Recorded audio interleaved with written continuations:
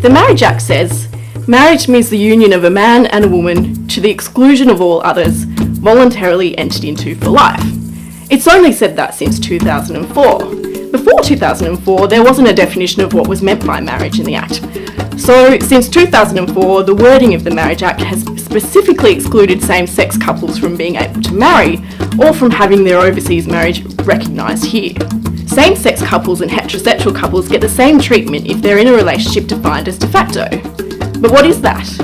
The definition depends on the state you live in, whether you're applying for a visa or even accessing Centrelink payments. But broadly, you have to be living together in a romantic partnership. In day-to-day life, there might not be a huge difference between being de facto and being married, but in some situations there's a lot. Here are 3 couples, 2 heterosexual and 1 same-sex. They've just gone Facebook official. Let's move along a couple of years. Now this couple has decided to break up. They live together and they have a child, so they end up in the family court fighting over children and assets. Now here's one major difference between de facto relationships and marriage.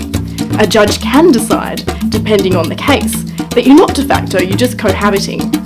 In 2014, that happened to one couple who'd been living together for 13 years with a child. But if you're married, the judge's opinion on the nature of your relationship isn't relevant. Now let's look at 2 other couples. This couple is ready to commit, but being a same-sex couple, they can't do that in any legal way, so they have a party and call it a wedding. The other couple is also ready to commit, so they also have a party and call it a wedding. But they then sign a marriage certificate, a step the same-sex couple can't take, even if they want to. So now let's move on again. One member of each couple is in a car accident in Adelaide. The victims are taken to hospital, where unfortunately they both die from their injuries. For the married couple, the living spouse's name is recorded on the death certificate, which means they can easily access things like Centrelink bereavement payments and their late spouse's superannuation, life insurance and financial accounts. It's not so easy for the same-sex couple. To get the same benefits and access, the same-sex partner will have to prove the relationship, a process that may take months. Let's say the car accident happens in Perth instead.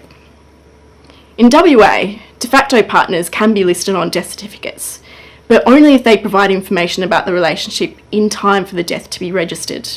If they miss this window, they need the next of kin support to have their name added later. So, in a worst case scenario, a person might outlive their loved one, spend months trying to close bank accounts, access government support, and be barred from contributing to funeral arrangements. All because they're in a same-sex relationship and weren't allowed to marry. Heterosexual couples in de facto relationships run the risk of ending up in the same situation. But here's the thing, if you're a heterosexual couple, you have a choice. If you're gay, you don't. If changes are made to the wording of the Commonwealth Marriage Act, these state-by-state discrepancies would be moot. Some might still choose to remain de facto and be subject to different rules in different states, but they'd have the choice, and that's the point advocates are arguing for.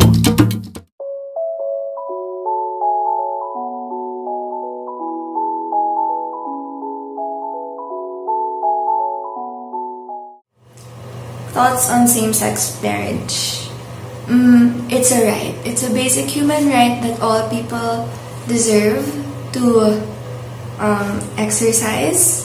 It's not about church weddings. It's about legally binding commitments between a man and a man or a woman and a woman who are in love. Straight people get married all the time because they want to legitimize their bond, and gay people should have the right to do the same thing.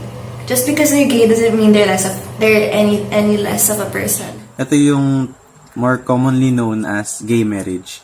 Tapos, sa pagkakalam ko dito, ito yung pag-aalaw sa dalawang membro ng LGBTQ community na magsama.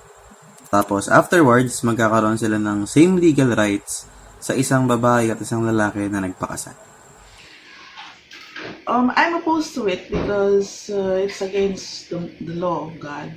It's not moral. So my thoughts on same-sex marriage. Honestly, I'm fine with it, even if they don't legalize it or they legalize it.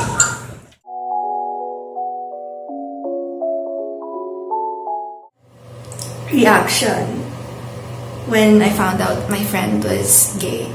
I have a lot of gay friends. I have a lot of bi friends. And lesbian friends, especially since I came from an all-girls school. But for me, it wasn't really a shock. It didn't really change how I thought, the way I thought of them, because they're still the same person. Just because they're gay, just because they're bi, doesn't make them any different from anyone else. It just means that they're into girl. My girl best friend's into girls. Oh, my guy friend's into guys. So what? That's none of my business. It's none of. Let them. Love is love. Let people love who they want to love. It's a free world. It's a free country. Good. Yeah. So. Yeah, I was really happy. I was really proud of them for coming out. I was really happy for them that yay, you get to be who you want to be. And I'm so happy for you and I'm so proud for you for being so brave. Yeah, so I love my gay friends. I love the gays. I love the bi. You're all amazing and I love all of you. Nagkaroon naman ako ng kaibigan na part ng LGBTQ community. Nung nalaman ko, hindi naman ako ganun nagulat kasi before pa siya umamin, na-feel ko na naman, may mga nakikita naman akong signs na, yun nga, part siya ng LGBTQ community, pero hindi ka naman siya ginudge dahil doon. Actually, in fact, magkaibigan pa naman kami ngayon, so, okay naman. I would still love and understand them because it's family. It's still family, but I will try to enlighten them on the basis of God's law. Then second, I have a relative that is part of the LGBT community, and since I was a child or little, my tito was open about it, and I support her for it. I don't mind it. Then